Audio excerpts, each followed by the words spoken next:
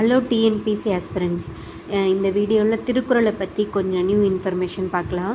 திருக்குறளினுடைய வேறு புது பெயர்களை பற்றி பார்க்கலாம். ஃபஸ்ட்டு அற இலக்கியம்னு சொல்லுவாங்க, நீதி இலக்கியத்தின் நந்தா விளக்கு, திருவள்ளுவ பயன், தமிழ் மனு நூல், குறிக்கோள் இலக்கியம், அறிவியல் இலக்கியம், பொருளுரை.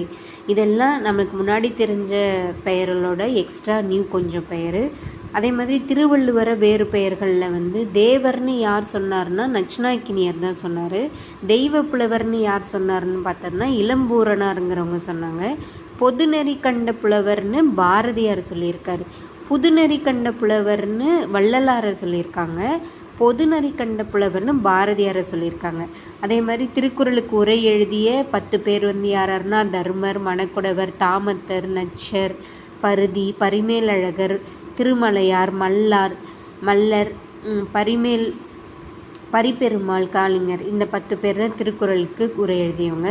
அதே மாதிரி திருக்குறளில் மொத்தம் 14,000 சொல் இருக்குது. எழுத்துக்கள் 42,194 எழுத்துக்கள் இருக்குது. 37 எழுத்துக்கள், அதாவது உயிர்மை எழுத்துக்கள் 216ல் 37 எழுத்துக்கள் அவர் பயன்படுத்தவே இல்லை. அதே மாதிரி உயிரெழுத்தில் அவ்வென்ற எழுத்தை மட்டும் அவர் பயன்படுத்தவே இல்லை. அதே மாதிரி நாங்கிறத ஒரு முறை மட்டும் பயன்படுத்தியிருக்காரு. தமிழும் கடவுளுங்கிற வேர்டு திருக்குறளில் இடம்பெறவே இல்லை. இந்த வீடியோ உங்களுக்கு யூஸ்ஃபுல்லாக இருக்கும்னு நினைக்கிறேன். Keep studying. தேங்க்ஸ்.